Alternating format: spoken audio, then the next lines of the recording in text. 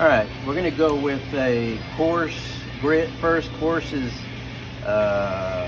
approximately about 80 grit, roughly. Anywhere from 80 to 100 grit is what the coarse grit is. So we'll try that first. Essentially what you'll do is these jaws collapse themselves, and it's an easy, quick change out on the belt itself. So here we go.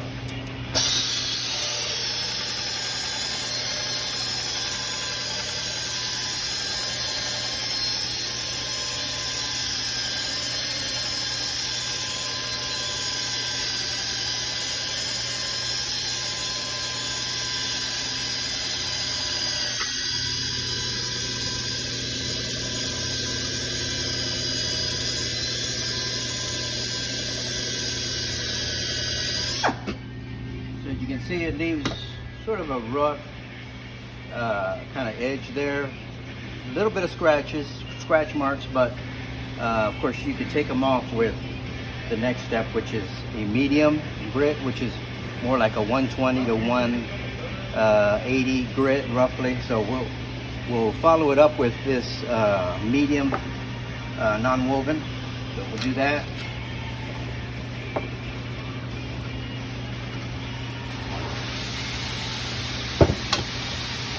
Grab this, give it a little turn, and we'll try it this way.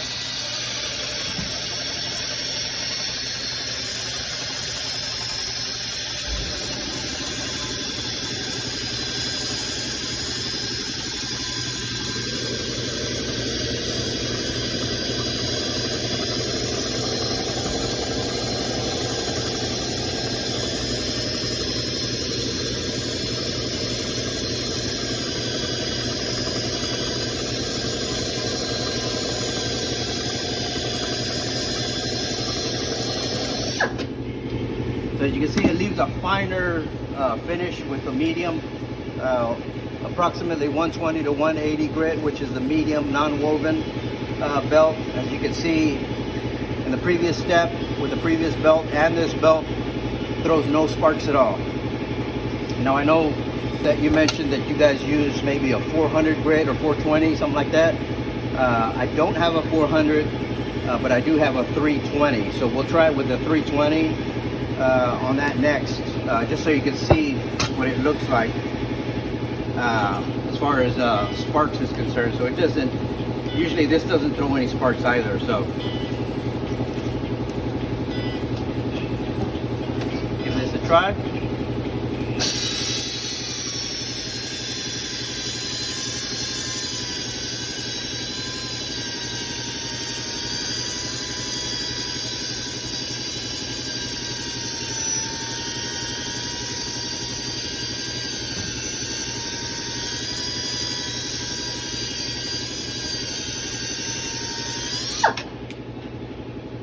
So as you can see, it leaves a much finer finish with the 320. Obviously it's going to get better with the 400, as you had mentioned. No sparks. That is at full throttle, which is anywhere from 2200 to 3400 RPM. Again, no sparks. We can dial it down, but if you dial it down, as we had talked about, of course you're going to lose horsepower. So losing horsepower, of course, takes longer to do the job. Possibly not as good a finish. So totally up to you, but that's the process with regard to this tool here. This tool here, again, as we mentioned yesterday, it's good up to 6 inches in diameter, from like 1/2 inch to 6 inches in diameter. If you need to go bigger than 6 inches in diameter, maybe 8, we have another version which basically has wider jaws that will accommodate for 8 inches in diameter. So that's no problem there. So hope this helps you. Maybe next time we'll do another video of, if you need me to, dialing it down to maybe 500 RPM roughly. It's hard to tell when you're doing it manually with the regulator, because you can't really tell where you're at. Kind of have to just go by feel. In other words, you won't be able to tell, you know, if you're going down to 500 necessarily, but you'll be close. You know, I can usually tell by just by feel. So anyway, let us know if you have any questions.